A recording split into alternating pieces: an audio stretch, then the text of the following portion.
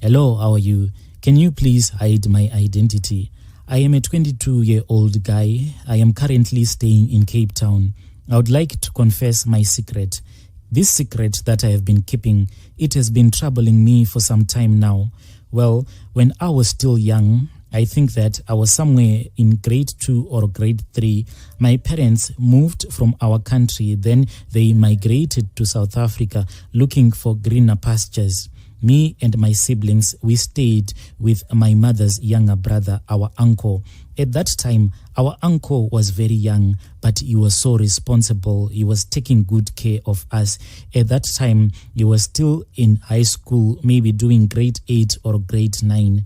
The situation became so difficult, we could hardly eat anything. And in South Africa, things were not going well for my parents because when they arrived in South Africa, they could not find a job. They were actually speaking of returning back home. My uncle then would go to steal food from the fields that belonged to white farmers because back home in the area where we stay, we are surrounded by a lot of farms. And these farms, they belonged to white farmers. So my uncle, he would go into those farms, then into the fields and steal food so that he can fix a hot plate for me and my siblings. From 2007 to 2009, my uncle worked so hard so that he can take us to school as young as he was. He made sure that when he goes out to do a piece job, whatever money he will get, he will buy food for the house, and sometimes he would buy us brand new clothes. What pains me the most is that my uncle, when he was busy making sure that he fixed a hot plate for us, he stopped going to school, and there was no money for him to finish his high school because all of his attention he was giving us. He was making sure that we had something to eat and to go to school.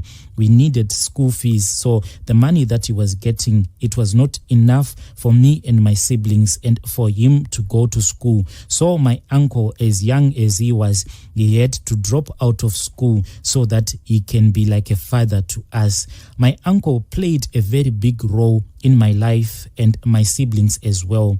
Our uncle was a shoulder to lean on. Whenever we needed something, our uncle made sure that he provided whatever we needed. Unfortunately, one night, my uncle saw that there was no food in the house. Then he went out as usual and he was arrested whilst he was in the fields busy stealing food for us to eat, but he was in another white man's field. When he was caught, he was taken to the police station, but at that police station, lucky enough, there was another policeman who knew our uncle and he knew how responsible our uncle was, and he tried to explain the situation that was causing our uncle to go into this farm and steal all of this food. Finally, they let him out. It was by God's grace.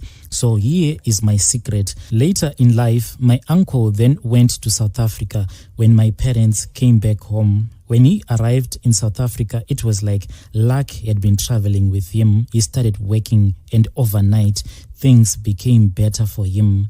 Then he called me one day from South Africa and he said, "You are the one who is in the village. You know everything and you know everyone. It is high time that I settle down.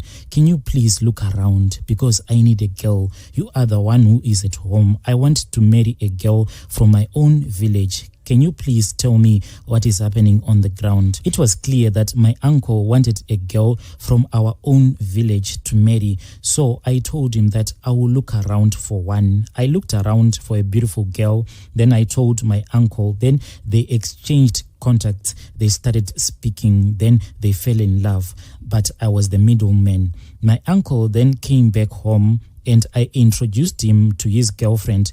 They got married. After they had gotten married, they went back to South Africa together.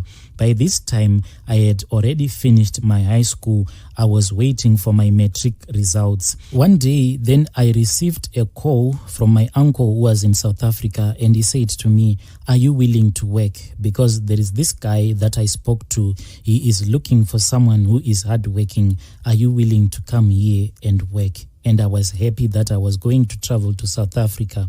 When I arrived in South Africa, everything that I thought would be waiting for me was not what I found, because I saw that my uncle was living in a one-bedroomed house, and I thought that maybe the reason why he was calling me, at least he had 2 rooms or 3 rooms. But my uncle explained the situation to me. He said, yeah, the rent is so expensive and he could not afford to have 2 rooms. That is why he was just having this 1 room. So we used to sleep together, me and my uncle and his wife, in this 1 room. This room that my uncle was staying in, it was a very small room. There was no space. There was only the bed in that room and no space for nothing else. I could not even sleep on the floor because that bed was taking all of the space in that room. So what we used to do is that my uncle would sleep in the middle, then his wife would sleep on the other side, then I would sleep on the other side. So we used to sleep together on 1 bed. There was no choice and an option. We just said to ourselves, we are family. There is nothing that can go wrong. So me, my uncle and his wife, we stayed in that 1 room for a little while. Then there was this other day when my uncle went to work.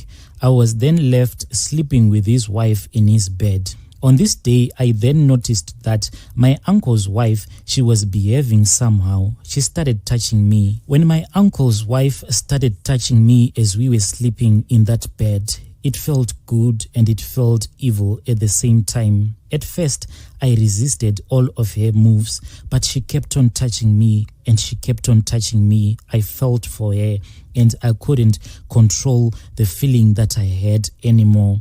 I then started touching her back, romancing each other. We kissed until I was on top of her. We started having sexual intercourse. After we had finished having sexual intercourse, it felt good and we slept there in bed, and she started complimenting me and she said, you are the best thing that has ever happened to me. And she said, your manhood is so big. I never thought that your manhood is this big. I am so happy that you have given me this experience. And my uncle's wife kept on going on and on, saying that I love your manhood because it is so big. My brother Nashi, my secret is that we didn't stop having sexual intercourse on that morning, but we kept on doing it even until today. Me and my uncle's wife, whenever we meet each other, we have sexual intercourse. But I feel so guilty whenever I think about my uncle, the way that he sacrificed for me to go to school, the way that he had to drop out of school so that he can provide for me and my siblings, and the way that I ended up betraying him. I don't feel good at all. This is my secret. Can you please post for me? I'll be following up in the comment section. Dear listeners, right there was a message that I received from Anonymous. This is bad. It's not good at all. To betray the one that sacrificed so much for you, that is not okay. It is just wrong. But let us speak with him in the comment section. I'll be back with more episodes.